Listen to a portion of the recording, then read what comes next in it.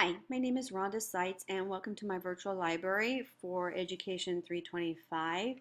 For this assignment, I have incorporated several shelves for my library. The first one is contemporary realistic, the second one is diverse populations, fantasy, graphic novels, historical fiction, informational biographies, poetry, science fiction, and traditional literature. So, what I have gathered from this project was I felt that for contemporary realistic fiction, I was surprised at how many good books there are out there that you can incorporate within the classroom. For instance, I read The Stargirl, and it's a book, and one of the main characters, his name is Leo, and he collects a collection of porcupine ties that he's gotten from his uncle, and he moves from a school in Pennsylvania to Arizona, and he meets up with a girl that is virtually homeschooled named Stargirl, and she has some issues back and forth with the most popular girl, Hillary Kimball, in the school, and it's for a middle-aged set group, so I would say middle school.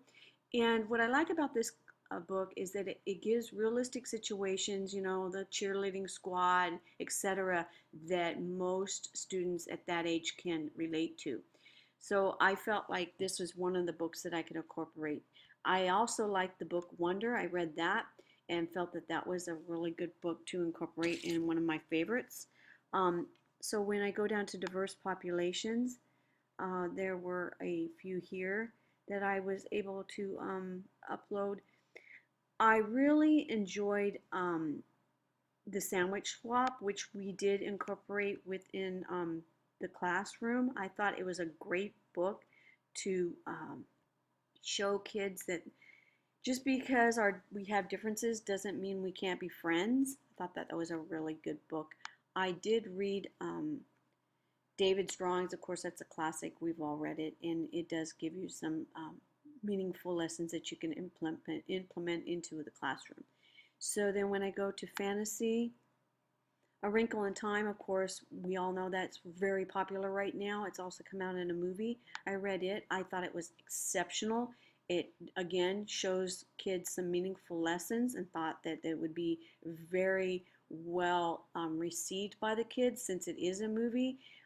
Maybe you could incorporate a little of both into your pedagogy. So when you go back to graphic novels, here are three here. I did read The Cat Diaries. I thought it was interesting. I'm not sure if all children would be interested in cats and how that went down.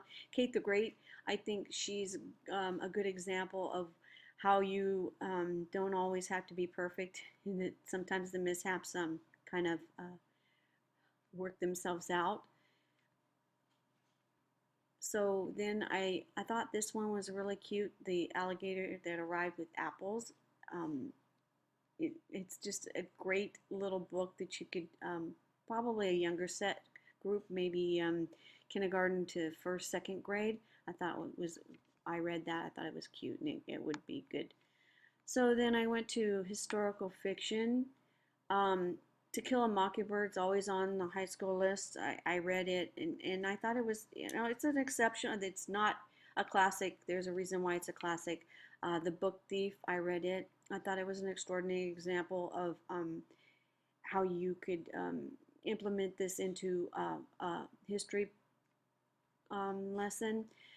I also thought that this would be applicable, especially in today's classroom, heroes within Black history. It did show Harriet Tubman, Jackie Robinson, Rosa Parks, and it included Barack Obama, which is at least it's current. I thought it was great that we could use something like this within the classroom. So then let's see what else I have. I have the poetry, and I felt like The World Awake. The World is Awake. I read it, and I thought that it was great. It's an enduring little picture book. It celebrates Christian perspective. I don't know if, it has two African American siblings in it. I don't know if I'd be able to use that within the public system, but it was a cute little book. It's Raining Pigs and Noodles. I thought this was hilarious. I don't know. Yeah, it has the rhyming words and everything that's great between the ages, grade set between second and third grade. I think kids would be able to relate to it, and it was a good little book.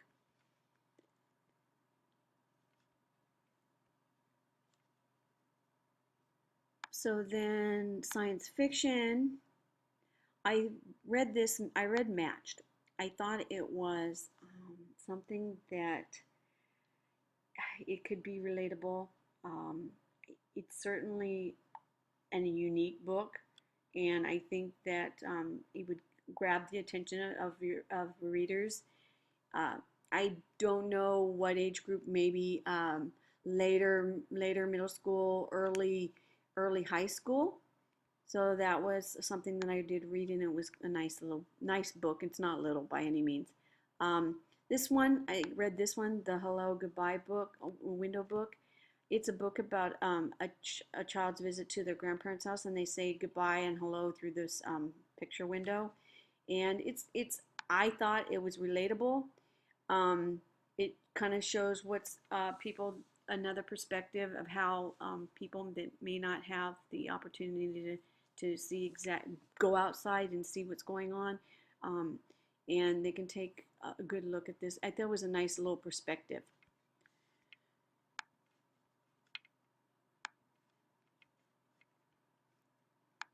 So then my last one would be the traditional literature, and I went with a few of the ones that were my favorites when I was a kid.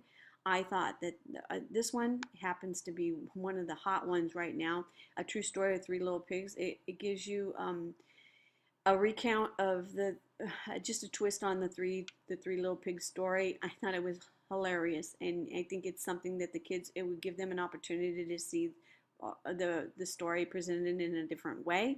And I think that it wouldn't be as boring as, if they've already read the Three Little Pigs. I think it would be something that they would definitely it's going to get their attention. So I spent the rest of the time, The Velveteen Rabbit's always a classic, and The Tale of Peter Rabbit, I guess maybe because I'm in springtime and we're ready to go here.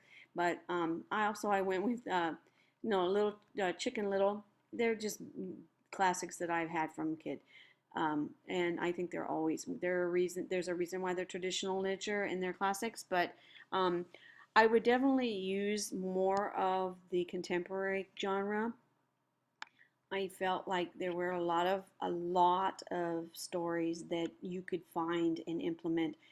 I mean, here are just a few into the classroom, especially in the 21st century. You could find so many applications with these books. So definitely that's what I would use. And so my least favorite books out of all of them, I mean, these were my favorites, contemporary realistic fiction. My least favorite was, unfortunately, the science fiction. I think you either have to have a mindset for it. Although there were some, I mean, I didn't enjoy the Hello Goodbye window. I think I could get involved with that. That's not my monster. Certain things I find, okay, I could probably get attached to, and then there's other things I just don't know. I mean, here's Fahrenheit 451. It's a classic. Everybody's read it. I think that this story, I mean, at the time was unique and interesting, and now it's just it's overused in a lot of different other books in the same storyline, and just maybe a little bit of a tweak here and there. So that would be my least favorite genre. So I hope you enjoyed looking at my virtual library, and thank you for listening to me. Goodbye.